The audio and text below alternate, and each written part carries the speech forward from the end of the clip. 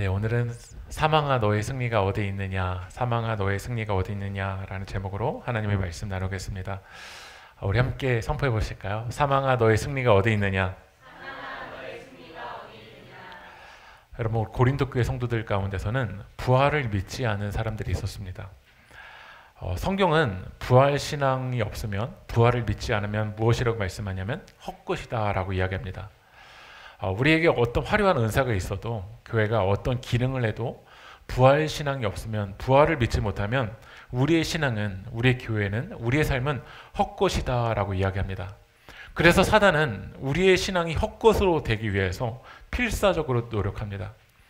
우리의 신앙이 헛것으로 만들기 위해서, 우리가 부활을 믿지 못하고 부활을 소망하지 못하게 마귀 사탄은 끊임없이 우리를 부활 신앙으로부터 멀어지게 만든다라는 거죠. 부활 신앙 없이 눈에 보이는 화려함에만, 화려한 은사에만 취해서 내일 없이 지금이 전부인 것처럼 취하고 지금이 모든 것인 것처럼 살아가게 만듭니다.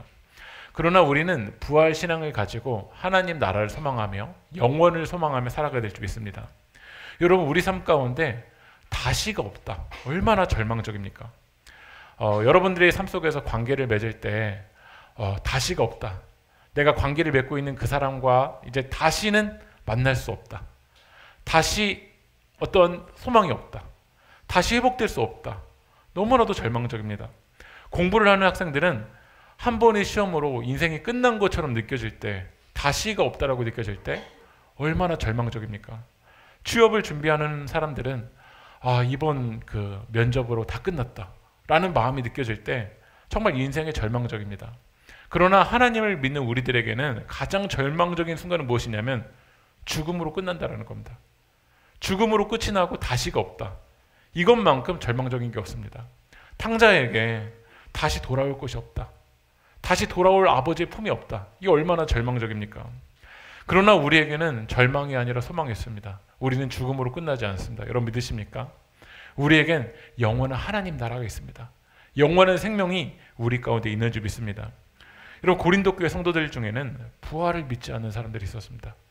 그 부활을 받아들이지 않는 사람들은 질문을 이렇게 던졌어요. 이 질문은 궁금해서 하는 질문이 아니었어요. 한번 말씀 읽어볼까요?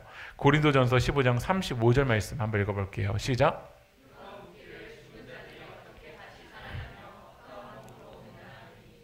이 질문은 다시 말씀드리지만 궁금해서 하는 질문이 아니라, 그 당시 헬라 세계관을 가지고 있는 사람들은 믿지 못하기 때문에 그냥 퉁명스러운 그런 질문이었죠. 어떻게 다시 살아나? 어떠한 몸으로 오는 거야? 라고 이렇게 질문했던 거야. 고린도 교회 성도들 가운데서는 은사주의자들이 많았었잖아요. 은사가 전부인 것처럼 느끼는 사람들. 그러니까 방언을 하는 게 이게 부활이지, 무슨 죽은 다음에가 있겠어. 그러니까 이 막 방언을 하고 막 방언을 통역을 하고 이게 부활의 전부라고 생각을 했던 거예요. 여러분, 은사는 도구이지 목적이 아닙니다. 다시 말씀드리지만 은사는 하나님이 우리에게 주신 도구이지 은사가 우리의 목적지가 아닙니다. 그러나 고린도 교회 성도들 가운데서는 은사가 목적이 되어버린 사람들이 있었어요.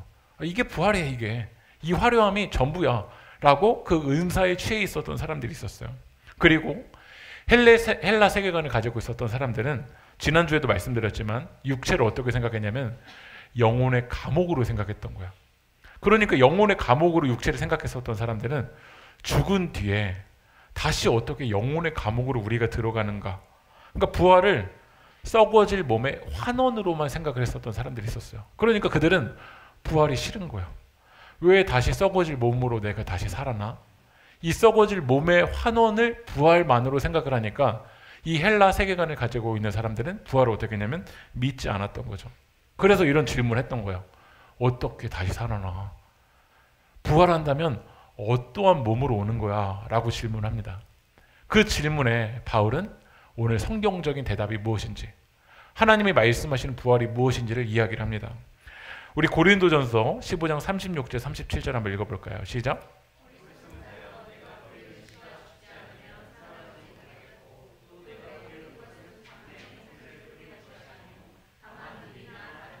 알맹이뿐이로되. 바울은 부활에 대해서 설명을 하기 위해서 이 씨와 열매로 이제 비유를 듭니다. 여러분, 우리가 씨앗을 심잖아요. 근데 그 씨앗을 심으면 똑같은 씨앗이 나타나나요? 아니면 열매는 다른 차원의 것이 우리에게 보여지나요? 다른 차원의 것이 우리에게 보여집니다. 분명히 씨앗을 심었어요. 근데 그 씨앗이 흙과 함께 미랄이 어떻게 되냐면 썩어져 버렸어요. 죽었어요.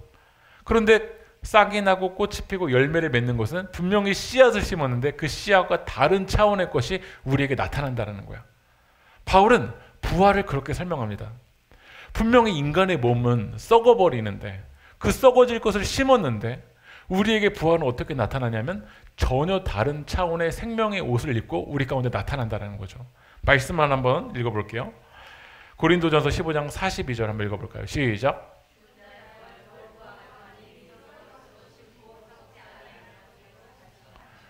썩을 것으로 심었는데 어떻게 나타난다고요? 썩지 아니할 것으로 다시 살아난다는 거예요. 이게 부활이라는 거야. 여러분 이게 얼마나 소망입니까? 우리가 다시 살아났는데 또 썩을 거예요. 인간의 몸을 입고 있는 이 죄악된 세상은 다 썩을 것들이지 않습니까? 그 썩을 것 때문에 절망하고 썩을 것 때문에 힘들어하지 않습니까? 그런데 다시 살아났는데 또 썩을 거예요. 근데 부활은 그렇지 않다라는 거예요.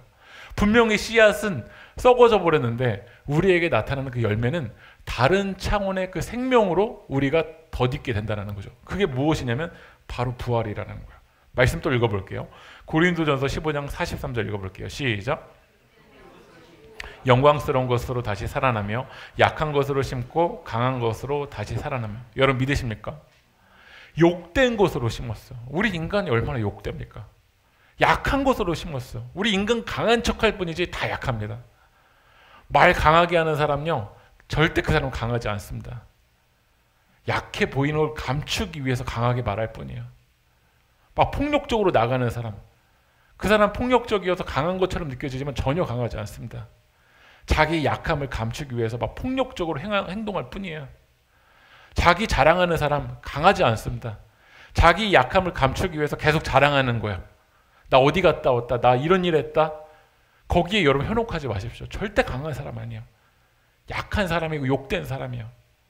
근데 우리는 인간 모든 사람들은 욕되고 약한 건데 분명히 욕되고 약한 것을 심었는데 영광스러운 것으로 다시 살아나고 강한 것으로 다시 살아난다는 거예요. 이게 부활이라는 거예요. 그래서 부활신앙을 가지고 있는 사람들은 소망을 갖습니다. 나는 분명히 연약하고 분명히 욕된 것이지만 이것이 예수 그리스도와 연합하여 심겨질 때는 무엇이 된다는 거죠? 영광스러운 것으로 다시 살아나고 강한 것으로 다시 살아난다는 거예요. 여러분 이것이 가능한 이유가 무엇일까요? 고린도전서 15장 47절 한번 읽어보겠습니다. 시작. 흙에 속한 자이거니와 둘째 사람은 하늘에서 나셨느니라. 여기서 첫 사람은 누굴까요? 아담이죠. 이 아담은 죄악된 그 인간을 상징하잖아요. 이 선악과를 따먹고 자기 중심성으로 살아가는 그 첫사람. 만약에 우리가 첫사람에게 심겨진다면요 욕된 것으로 심겨졌다가 욕된 것으로 날 거야. 그러나 여기서 나타나는 둘째 사람은 누구죠? 예수님이십니다. 그러나 예수 그리스도 안에서 우리가 심겨지면 우리는 영광스러운 것으로 강한 것으로 난다라고 주님께서 말씀하세요. 농부는 이걸 알아요. 여러분 씨앗을 여러분 이 나무를 제 여기 강대상에 있는 이 나무가 살아있는 나무입니까? 죽은 나무입니까? 죽은 나무에다 여기다 아무리 파고서는 씨앗을 심어 보십시오. 어떻게 될까요? 그 씨앗은요. 그냥 욕된 것으로 끝나버립니다. 그러나 씨앗을 살아있는 흙에 심을 때 농부는 소망을 갖습니다. 왜냐하면 흙에는 생명이 있기 때문에 그렇습니다. 여러분 이 첫사람 이 아담에다가 우리를 아무리 심어 보십시오. 욕된 것을 심었는데 생명이 나지 않습니다. 욕된 것에서 오히려 더 욕될 뿐입니다. 약한 것을 첫째 아담에다 심었을 때는 결국 죽음으로 끝이 나버린다고 성경은 이야기합니다. 그러나 왜 우리가 소망을 갖냐면 우리는 생명이신 예수 그리스도 안에 심겨지고 예수 그리스도와 연합하여서 하늘에서 나신 그 예수 그리스도를 통해서 욕된 것으로 심었지만 영광스러운 것으로 난다라고 성경 우리 가운데 말하기 때문인 줄 믿습니다. 우리 다시 한번 고린도전서 15장 47절 다시 한번 읽어볼까요? 시작.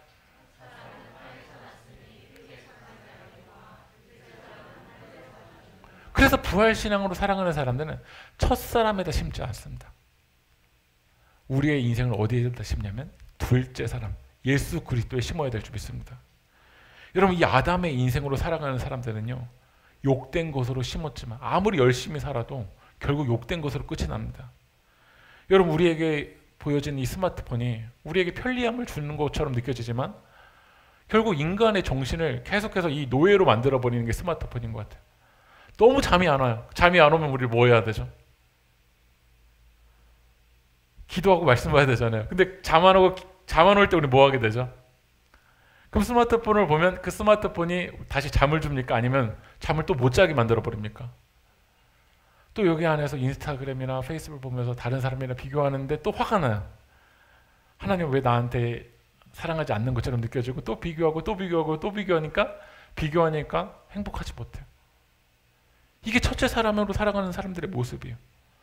여러분, 첫째 사람들도 다 믿습니다. 그러나 헛된 것에 심기 때문에 생명이 나지 않습니다.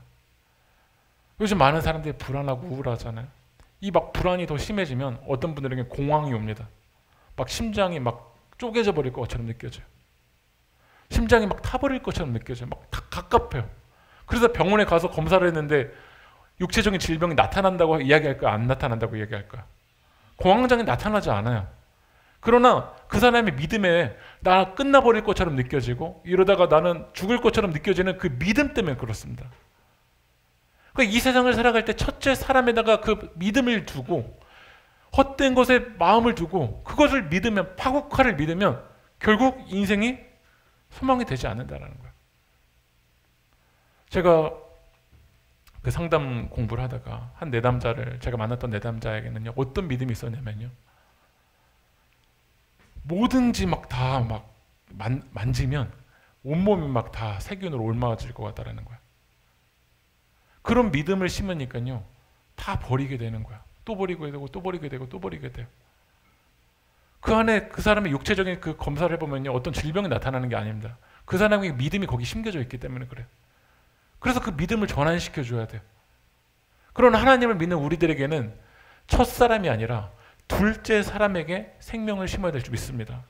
고린도전서 15장 49절 한번 읽어볼까요? 시작. 또한 하늘에 속한 이의 형상을 입으리라. 우리가 흙에 속한 자의 형상을 입은 것 같이 또한 하늘에 속한 이의 형상을 입으리라. 여러분, 이게 얼마나 소망이 듭니까? 이 하늘에 속한 이의 형상, 바로 그분이 예수님이십니다. 여러분, 우리가 부활신앙으로 살아간다는 것은 하늘에 속한 이의 형상을 우리도 다시 잊게 된다는 것인 줄 믿습니다. 여러분, 제자들이 얼마나 약했습니까? 여러분, 제자들 정말 형편없었습니다. 이 갈릴리 시골에 살았고 변두리에 살았고 그들의 사회적 위치 별로 소망 없었습니다. 이 제자들이 예수님을 볼 때 정말 형편없었습니다. 마지막에 십자가에서 죽음으로 끝나잖아요. 그런데 그 제자들이 부활하신 예수 그리스도를 통해서 근본적인 변화가 일어났었습니다. 왜냐하면 십자가에서 죽음으로 끝나는 줄 알았는데 예수님이 죽음을 어떻게 하셨죠? 이기셨어요. 그리고 하늘에 속한 이 형상으로 영광의 광채로 그들에게 나타나신 거예요. 그들이 예수 그리스도를 볼 때, 부활하신 예수 그리스도를 볼 때 믿음의 눈이 열려버린 거예요. 아, 십자가로 끝나는 게 아니라 예수 그리스도 안에 심겨질 때 영광의 광채로 나타나는구나. 그러면 예수님이 부활의 첫 열매시라면 우리가 예수 그리스도 연합하고 예수 그리스도를 구주로 받아들이는 우리들도 예수 그리스도처럼 하늘에 속한 이의 형상을 입으리라는 그 소망을 갖게 되는 거예요. 그 소망을 가진 사람들은 죽음 앞에서도 두려워하지 않습니다. 상황이 괜찮아서가 아닙니다. 부활의 신앙이 우리 가운데 있기 때문인 줄 믿습니다. 여러분, 바울이 그랬잖아요. 아담의 라인을 타고 갔을 때는 바울이 얼마나 열심히 살았어요. 율법에 흠이 없을 정도로 열심히 살았어요. 그러나 다메섹 도상에서 결국 그의 눈은 멀어버렸어요. 예수 없는 인생은 눈이 멀어버려요. 그러나 다메섹 도상에서 부활하신 예수 그리스도를 만난 거예요, 바울이요. 예수님은 죽음으로 끝난 줄 알았는데 부활하셔서 자기에게 나타나셔서 자기에게 사명을 주세요. 자기를 구원하여 주세요. 그것을 통해서 부활은 전적인 변화가 일어나게 된 거예요. 왜냐하면 부활하신 예수 그리스도를 경험했기 때문에 그래요. 저는 우리 세계교회 성도님들이 부활을 소망하게 주님의 이름으로 축복합니다. 여러분, 다시 말씀드리지만 아담에게 심겨질 때는요, 소망이 없어요. 여러분 씨앗이 형편없어 보이고 연약해 보이지만요, 생명 있는 흙에 심겨질 때는요, 그 씨앗은 싹이 나고 꽃이 피고 열매를 맺습니다. 이 땅에서 살아가는 우리의 삶은 때로 연약하고 고난이 있고 힘겹고 내가 생각하는 대로 되지 않는 그런 실패하는 그런 인생의 길이라고 느껴질지라도 여러분의 삶이 생명이신 예수 그리스도에게 심겨질 때 여러분이 싹이 나고 꽃이 피고 하늘에 속한 그 희의 형상을 입게 될 줄 주님의 이름으로 축복합니다. 고린도전서 15장 51절 말씀 한번 읽어볼까요? 시작.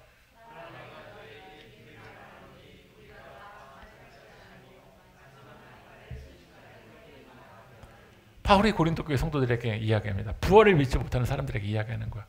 나 너희들한테 비밀을 말할 거다. 우리는 예수 그리스도를 받아들인 우리는 다 잠잘 것이 아니고 마지막 나팔이 부는 그 순식간에 호련히 다 변화된다는 건 우리도 어떻게 된다는 거죠?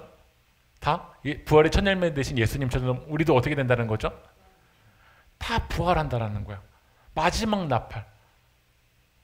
이 정말 이 묵시적인 표현인 거야.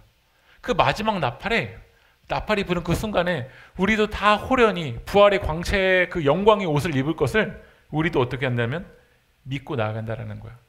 성경이 그 신호를 우리 가운데 주고 있다는 거야. 제가 지난주에 편집광만이 살아남는다라는 책을 읽었습니다. 한번 넘겨주시면요. 이 책의 저자가 인텔의 그 CEO인 그로브, 지금 이제 은퇴하시고 이제 돌아가셨던 분이신데요. 이 그로브라는 사람이 예전에 썼던 책이었어요. 근데 그 책에서 인생의 변곡점이라는 그 단어를 계속해서 반복적으로 이야기를 해요. 기업의 인생의 변곡점이 있었다라는 거야. 원래 인텔이라는 그 기업은 여러분도 아시지만 주 산업 분야가 뭐였냐면요, 메모리 칩이었대요. 1960년대 70년대 막 인텔이 메모리 회사를 그냥 세계적으로 그냥 압도하고 있었던 거야. 근데 1980년도를 넘어가니까요, 이 메모리 회사가 일본에서 막 이제 제조업체가 전면에 막 등장한 거야. 인텔은 거의 종교였대요. 인텔 하면 메모리. 그게 인텔의 종교였던 거예요. 신념이었던 거예요. 인텔은 메모리 회사다. 인텔은 메모리가 전부이다. 근데 막 1980년도에 막 메모리 회사들이 일본에서 막 기술이 발전하는데 값싼 그 메모리 칩을 내어놓고 있는데 이것을 어떻게든 따라잡을 수가 없는 상황 가운데 이 인생의 변곡점이 이 인텔 회사에서 왔었던 거야. 근데 그 인텔의 그로브 CEO가 어떻게 했냐면요, 이 변곡점에서 추락할 수도 있었지만 메모리를 과감하게 내려놨어요. 그리고 우리의 사업 분야는 마이크로세서로 우리 옮긴다. 그러면서 이 인텔 회사가 이 인생의 변곡점에서 마이크로세서로 옮겼을 때 이 반도체에서 이 세상을 압도하는 회사로 변화되었다는 거야. 저는 이것을 보면서 회사도 기업도 인생의 변곡점이 있더라고요. 미국에서도 그 시골마다 막 월마트가 그 대기업 마트가 막 들어올 때요, 시골에 있는 그 마트들이 다 죽었대요. 근데 살아남은 그 마트들을 보니까요, 어떤 회사들이었냐면 홈디포, 오피스디포, 토이스러스 등 이 월마트가 우리 가운데 오는데, 인생의 변곡점이 오는데 우리는 한 분야에 집중하자 해서 장난감만 아니면 문구점만 여기에 집중해서 살아남은 기업도 있었다라는 거야. 다 죽은 게 아니라 우리 영혼의 변곡점이 분명히 옵니다. 마지막 나팔 불 때 분명히 옵니다. 그러나 이 변곡점이 올 때 누가 살아났냐면 부활하신 그 예수 그리스도를 받아들이고 부활하신 예수 그리스도 연합한 우리들은 영광의 광채를 옷 입고 이 인생의 변곡점에서, 영혼의 변곡점에서 우리는 살아난 것을 믿습니다. 그러나 지금 아무리 잘 나가고 있어도 메모리가 전부인 것처럼 만약에 인텔이 붙들고 있었다면 이 인생의 변곡점에서 이 인텔은 없어졌을 거라는 거예요. 사라졌을 거예요. 그 그로브 CEO가 이야기를 해요. 마지막까지 내가 그게 붙들고 있었다면. 영혼의 변곡점에서 우리는 아담의 라인이 아니라, 인생의 화려함이 아니라 부활하신 예수 그리스도를 붙드는 영혼들에게는 주님이 우리 가운데 말씀하십니다. 우리는 영원히 살아나리라. 영원히 살아나리라. 이 변칙광만이 살아남는다, 이 책에서 한 챕터 중에서 이런 내용이 있었어요. 그 제목이 뭐였냐면요.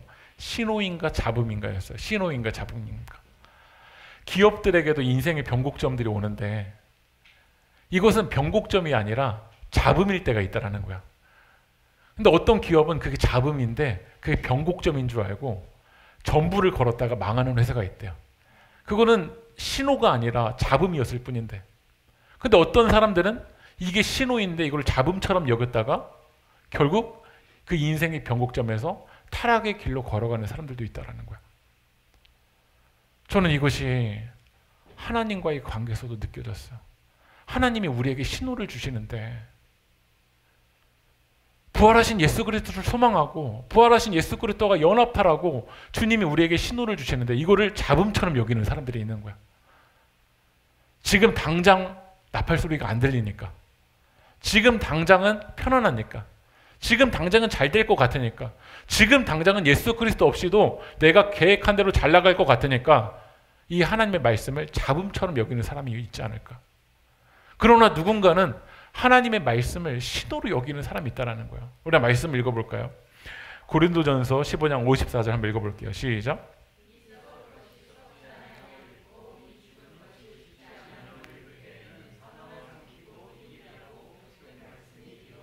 이 썩을 것이 썩지 아니함을 입고 이 죽을 것이 죽지 아니함을 입을 때는 사망을 삼키고 이기리라고 기록된 말씀이 이루어지리라.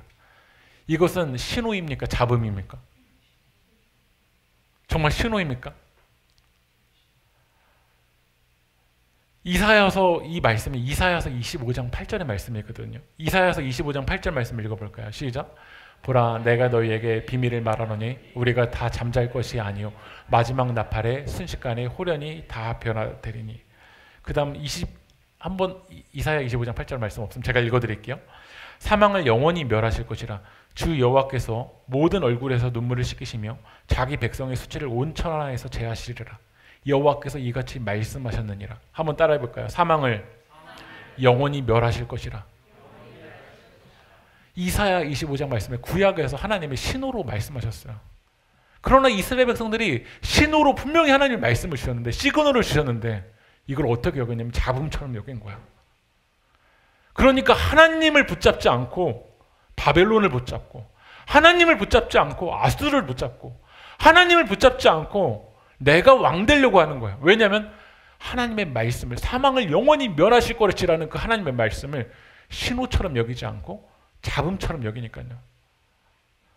저는 이 영혼의 변곡점을 살아가는 우리 인생의 시대에 하나님의 말씀을 잡음처럼 여기서는 안 됩니다. 이 하나님의 말씀을 우리는 신호처럼 여기고 살아가야 될 줄 믿습니다. 이 하나님의 말씀을 잡음이 아니라 신호처럼 여기고 부활하신 그 예수님처럼 우리도 부활할 것을 소망하며 사랑하는 사람들은 이런 믿음이 있습니다. 고린도전서 15장 55절 말씀 읽어볼까요? 시작.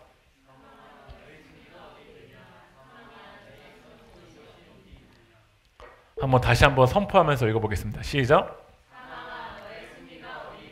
사망아, 내가 쏘는 것이 어디 있느냐. 제가 장기를 이렇게 두다가 제가 딱 장기 이길 것 같잖아요. 그러면 장기 두는 상대방에게 뭐라고 얘기하냐면, 장기 두는 사람 어디 갔나? 이야기를 합니다.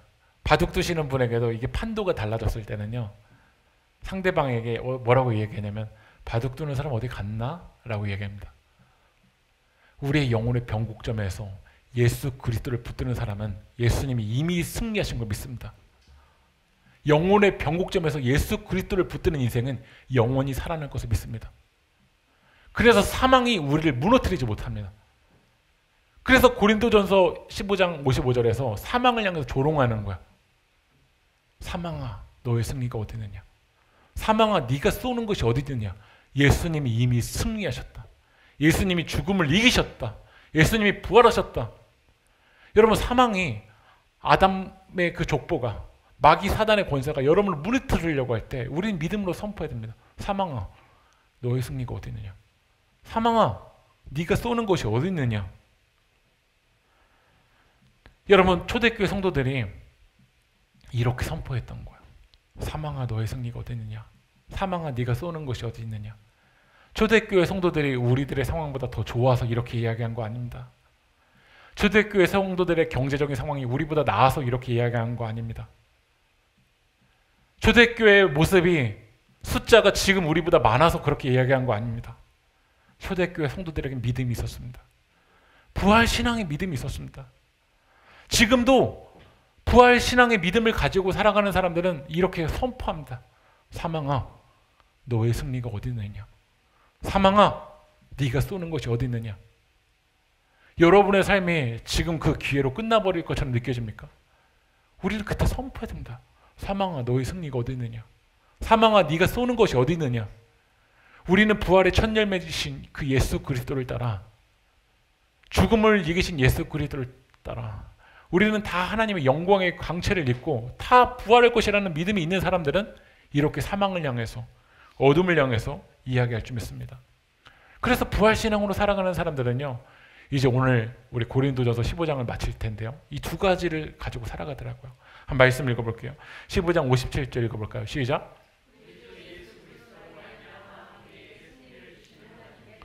이런 부활신앙으로 살아가는 사람들은요, 감사하며 살아갑니다. 여러분 믿으십니까? 초대교회 성도들이 뭐가 감사할 게 있어요? 직장 문제가 풀려서 감사할까요? 로마 압제로부터 풀려서 감사할까요? 로마 황제 라인 얻게 되어서 감사하는 걸까요? 어디 땅이 배가 되어서 감사하는 걸까요? 아닙니다. 그들의 감사의 제목은 무엇이냐면 예수님이 승리하셨기 때문인 줄 믿습니다. 그들이 왜 주일날 같이 모여서 예배할까요? 예수님이 주일에 부활하셨기 때문인 줄 믿습니다. 그래서 부활 때문에, 주님께서 승리하셨기 때문에 그들은 감사하는 줄 믿습니다. 여러분 감사할 이유가 없나요? 찬양할 이유가 없나요? 부활하신 예수를 바라보십시오.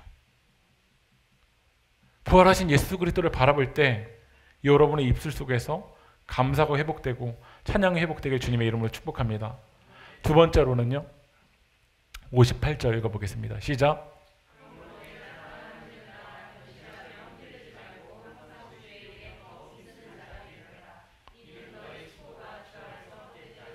바울이 고린도 교회 성도들에게 이 고린도전서 15장을 마치면서 그러므로 결론적으로 이야기하는 거예요. 내 사랑하는 고린도 교회 성도들아, 흔들리지 마라. 헬라 세계관을 가지고 살아가는 사람들이 부활은 없다, 어떻게 부활이 나타날 수 있냐라고 부활을 흔들리려고 할 때 뭐라고 얘기하냐면 흔들리지 마라. 너희는 흔들리지 말고 부활하신 예수 그리스도 바라보면서 항상 주의 일에 힘쓰는 자가 되라고 주님 우리 가운데 말씀하십니다. 인간의 몸을 입고 살아가는 우리들에게 많은 사람들이 부활신앙을 흔들려고 합니다. 견실, 이 견이 굳을견인데요, 굳게 주님 앞에 서지 못하고 우리는 이리저리 흔들리는 상황들이 너무나도 많습니다. 어떤 말 때문에 흔들리기도 하고 어떤 상황 때문에 흔들리기도 합니다. 그러나 주님 우리 가운데 말씀하십니다. 흔들리지 말고 항상 주님의 일에 더욱 힘쓰는 자가 되길 주님의 이름으로 축복합니다. 주님의 일에 힘쓰는 거, 이제 우리 다음 주일에 우리 세계교회가 예산으로 선교를 갑니다. 여러분 선교하러 막상 딱 도착했었을 때 우리가 생각하지 못한 상황이 그 가운데 있을 수도 있고요. 이렇게 준비했는데 왜 그 마을에서는 이걸 요구하는 거야? 믿음이 흔들리는 상황이 있을지도 모르겠어요. 내가 헌신하려고 하는데 전혀 다른 상황을 만나면서 여러분이 마음이 흔들리는 상황이 있을 때가 있을지 모르겠어요. 우리 그때마다 부활하신 예수님을 바라보면서 선포해야 돼요. 사망아, 너의 승리가 어디 있느냐? 사망아, 네가 쏘는 것이 어디 있느냐? 사망아, 너는 이미 끝났다. 이 믿음의 선포로 우리는 승리해야 될 줄 믿습니다. 제가 오늘 주일에 저는 아침에 일찍 걸어오고 그 다음에 이제 아내가 애들 태우고서는 이제 교회 오거든요. 아내가 이제 전화가 왔어요. 여보 여기 주차하려고 들어오는데 입구가 차가 막혀 있어. 한 분이 차를 이렇게 대놓으셨는데 이 입구를 못 들어오게, 그냥 모든 차들이 못 들어오게 막아놓은 거예요. 그래서 전화를 했는데 전화를 계속 안 받아요. 그래서 이제 문자하고 여기 이제 다 찾아다녀 보니까 그때서야 이제 나타나셔서 이제 빼주셔서 차가 딱 들어왔어요. 그래서 이제 교회 쓰레기 버리려고 딱 내려갔는데 또다시 그렇게 입구에다가 막아놓았었을 때 이제 우리 세계교회 성도님들이 올 때 아예 차가 못 들어올 걸 생각하니까 그때 이제 꼭지가 이제 열리기 시작하더라고요. 이 견실하며 흔들리지 말라고 했는데 이 흔들릴 수 있는 상황이 얼마나 많은지 몰랐겠어요. 근데 제가 오늘 말씀을 기억하면서 선포했어요. 사망아, 너 어디 있어? 넌 상황으로 나를 압도해 버릴 수 없어. 부활하신 예수님이 나와 함께 하셔. 상황이 계속 흔든다니까요. 오늘 주일 예배 가운데 주님 앞에 온전하게 서지 못하게 상황이 계속해서 흔들어요. 이 반부활론자들이 부활을 믿지 못하게 하는 말들을 가지고 흔들어요. 이 세상의 세계관이 전부인 것처럼 부활을 믿지 못하게 흔들어요. 우리는 그때 부활하신 예수님을 바라보면서 사망아, 너가 어디 있느냐? 사망아, 너가 어디 있느냐? 예수님이 이미 승리하신 줄 믿습니다. 사망아, 너희가 어디 있느냐? 한번 우리 선포하고 우리 같이 찬양할까요? 사망아, 너의 승리가 어디 있느냐? 사망아, 네가 쏘는 것이 어디 있느냐? 찬양합시다.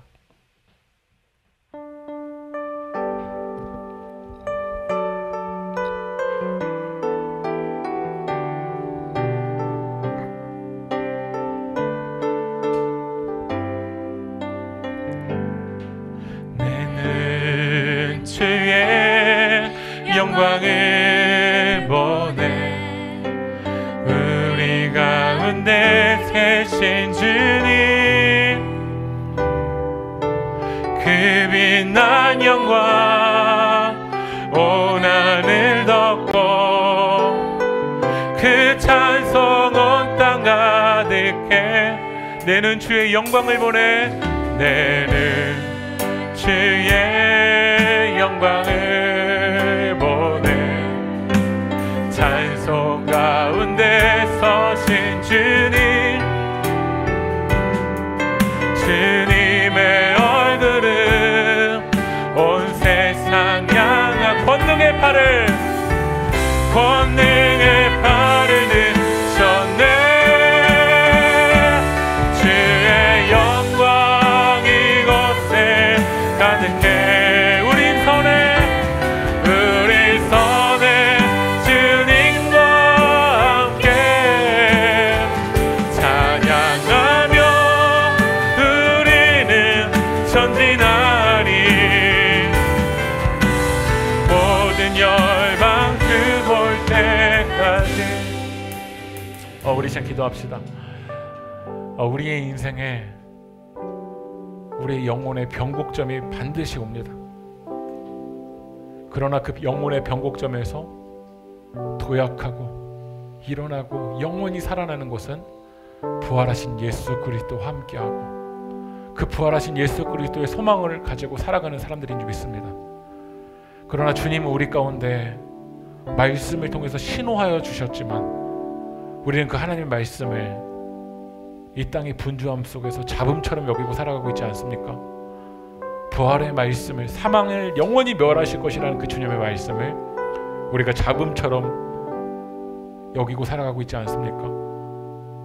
부활하신 그 예수 그리스도에 우리가 전부를 두고 부활하신 예수 그리스도에 우리의 씨앗을 심으려 하지 아니하고 지금 눈에 보이는 그 아담의 족보에 우리의 삶을 심으려 나가고 있는 모습이 우리 가운데 있지 않습니까?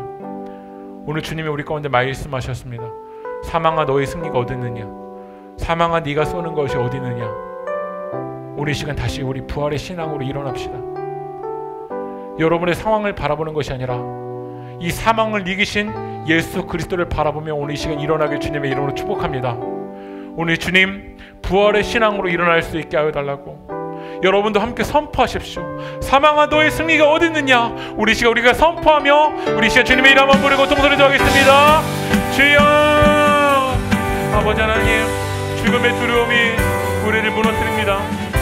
아버지 하나님 그 죽음에 아버지는 그 인생의 변곡점에서 아버지 하나님 우리가 죽음을 바라보는 것이 아니라 무덤을 바라보는 것이 아니라 사라질 것을 바라보는 것이 아니라 우리 인생의 변곡점에서 우리 영혼의 변곡점에서 예수 그리스도를 바라볼 수 있도록 성령 하나님 역사하여 주시옵소서. 아버지 하나님 오늘 시간 우리가 주님을 바라봅니다.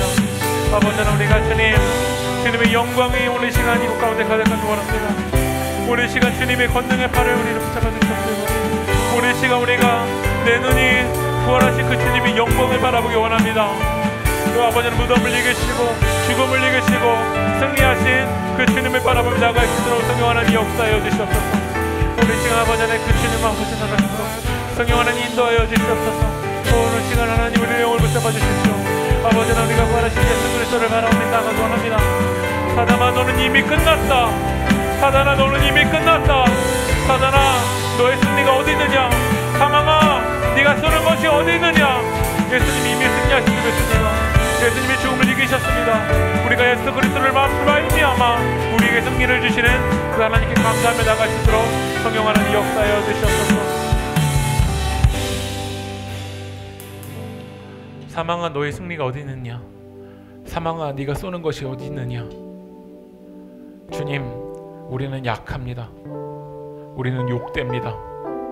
그러나 약한 것으로 심었지만 욕된 것으로 심었지만 우리는 강한 것으로 다시 살아날 줄 믿습니다. 왜냐하면 우리는 부활하신 예수 그리스도 안에 심겨졌기 때문인 줄 믿습니다. 오늘 우리 삶 속에서 낭망하고 넘어져 있는 이들이 있다면 부활의 신앙으로 다시 일어날 수 있도록 성령님 우리 가운데 함께하여 주시옵소서.